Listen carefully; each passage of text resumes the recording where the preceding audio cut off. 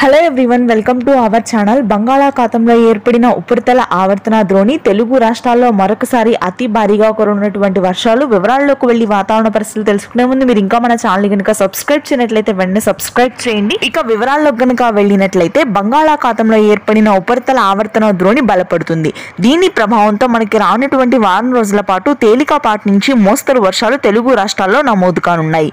ముఖ్యంగా మధ్యాంధ్ర, ఉత్తరాంధ్ర జిల్లాలో అల్పపీడన ద్రోణి ప్రభావం అత్యధికంగా ఉంటుంది. దాదాపుగా జూన్ 20 నుంచి 24 వరకు కూడా భారీ నుంచి అతి భారీ వర్షాలు గుంటూరు, కృష్ణా, కోనసీమ భాగాల్లో నమోదవుతాయి. ఉత్తరాంధ్ర శ్రీకాకుళం, విజయనగరం, విశాఖపట్నం ప్రాంతాల్లో తేలికపాటి నుంచి మోస్తరు వర్షాలు ఉంటాయి. ఇక ఆ తర్వాత తెలంగాణ వ్యాప్తంగా గత 4 రోజులుగా కురుస్తున్నటువంటి వర్షాలు పూర్తి స్థాయిలో తగ్గుముఖం పడతాయి. తగ్గుముఖం పట్టి ఈ రోజు ఉష్ణోగ్రతలు పెరుగుతాయి. ఇక శ్రీకాకుళం, విజయనగరం మీదుగా నేరుగా వర్షాలనేవి ఆదిలాబాద్, నిజామాబాద్, ఆసిఫాబాద్, నల్గొండ, ఖమ్మం, భద్రాద్రి, కొత్తగూడెం జిల్లాలకే విస్తరించనున్నాయి.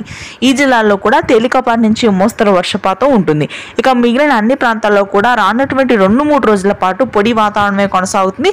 ఇక తెలంగాణలో కూడా చాలా ప్రాంతాల్లో ఉష్ణోగ్రతలు పెరిగే అవకాశం ఉంది. ఇది ప్రస్తుతానికి తెలుగు రాష్ట్రాల వెదర్ అప్డేట్. Thank you.